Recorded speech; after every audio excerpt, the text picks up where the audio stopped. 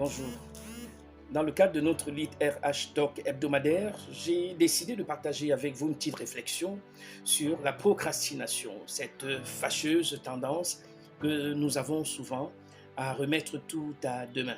Souvenons-nous de cet adage: qui remet à demain trouvera malheur en chemin. Les Anglais disent souvent: If you have anything to do it just now. Si tu as quelque chose à faire, c'est maintenant. Il faut le faire maintenant.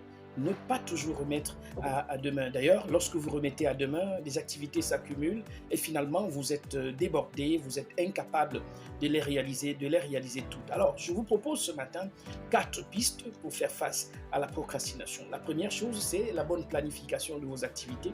La seconde, c'est la visualisation de votre journée ou bien de votre semaine. La troisième, c'est la priorisation des activités à faire. Et la quatrième, c'est l'ordre. Nous allons commencer par la planification. Vous devez toujours planifier votre journée, planifier votre semaine. Il s'agit dans un agenda d'écrire de manière systématique tout ce que vous avez à faire pour éviter des oublis. Une fois que vous avez écrit ce que vous avez à faire, mettez tout autour les moyens qu'il vous faut pour les réaliser. Apprêtez tout. Est-ce que c'est des moyens financiers? Est-ce que c'est des moyens matériels? Est-ce que c'est des moyens humains? Est-ce que c'est des moyens liés à vous-même, à votre personne même? Planifiez cela.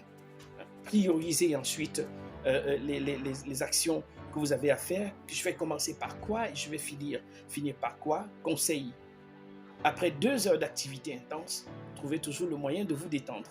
Ça peut être à partir de votre téléphone portable, ça peut être en échangeant avec un collègue, avec un ami, quelque temps, pas plus que 15 à 20 minutes, et après, revenez, continuez à travailler. Une fois donc que vous avez priorisé les activités les plus importantes de la journée à faire, il faut toujours visualiser votre journée, visualiser votre semaine également.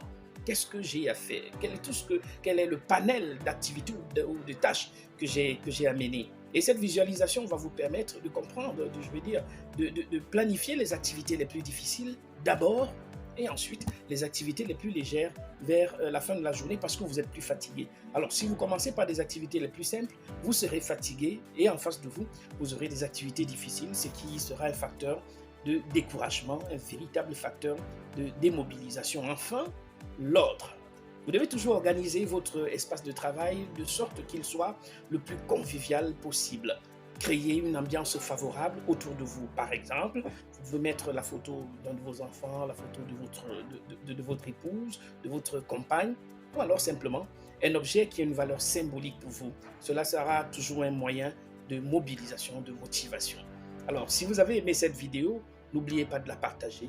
Partager pour que nous puissions diffuser nos expériences davantage, échanger sur nos expériences et partager les connaissances. D'ici à là, portez-vous bien.